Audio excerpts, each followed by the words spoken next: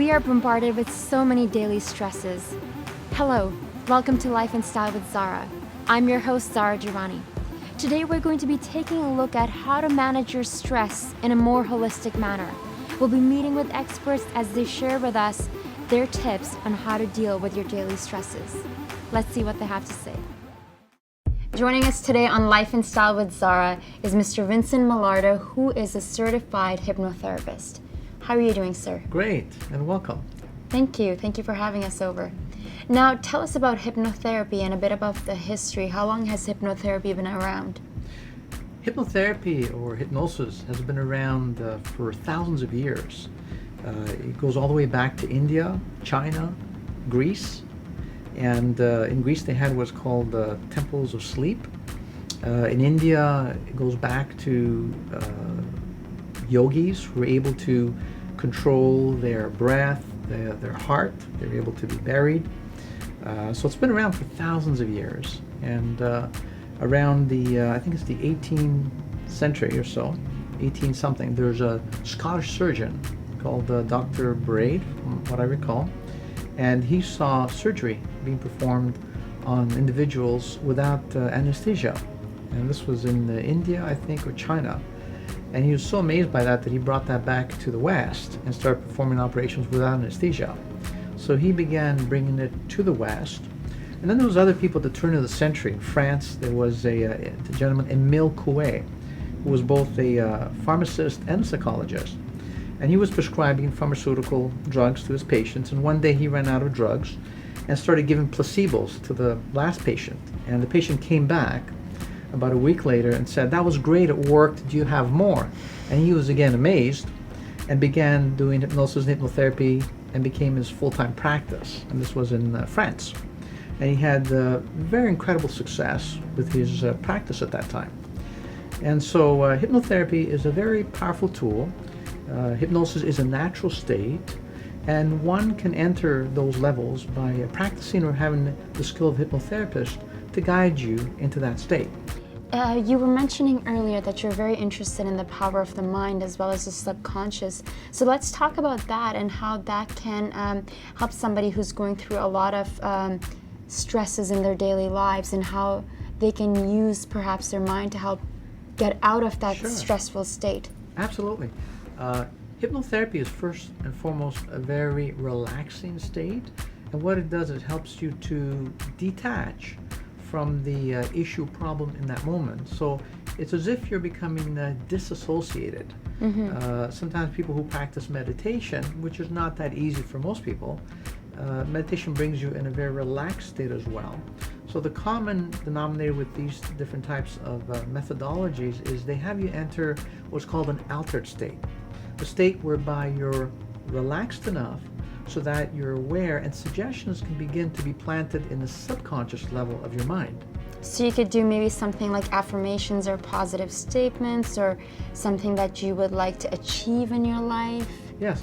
What usually happens is you utilize two things, suggestions and images. Okay. Or in the case of someone called Milton Erickson, he used a lot of metaphors. The subconscious mind responds to metaphors or certain stories that begin to create certain effects.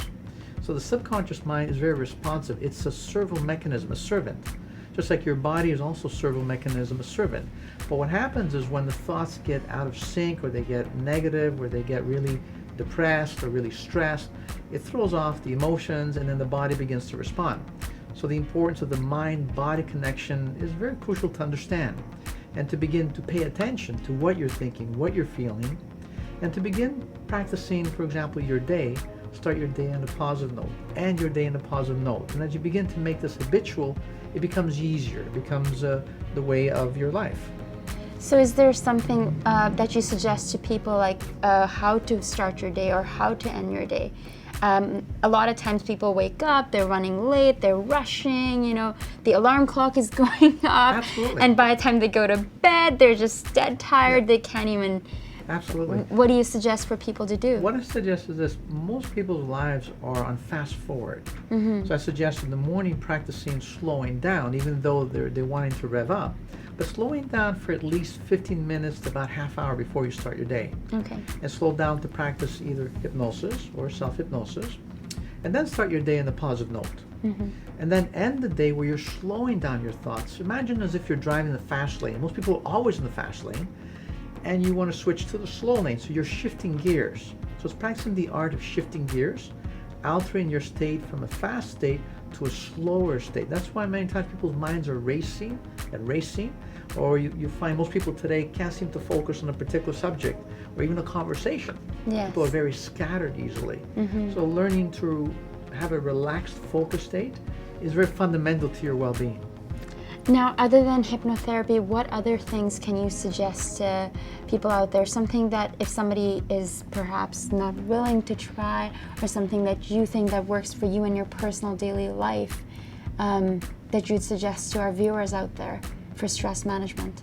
Well, I suggest balancing. So for example, it's a great benefit if you're doing also yoga, if you're attracted to yoga, or if you're going to the gym to de-stress. Going to the gym is great for de-stressing. And balancing some of those types of practices with self-hypnosis is a wonderful balance versus doing, let's say, just one. Hypnotherapy is fantastic in itself, but to have a balance, you got to take care of your body, you got to take care of your emotions, you got to take care of your mind, and make sure you're learning new things that you're feeding your mind. Otherwise, if you're doing the same thing, you're going to have the same results, right? And so that's what I would suggest, is balancing by taking care of the body, doing something to keep the body in shape, doing something for your emotions, and taking care of your mind.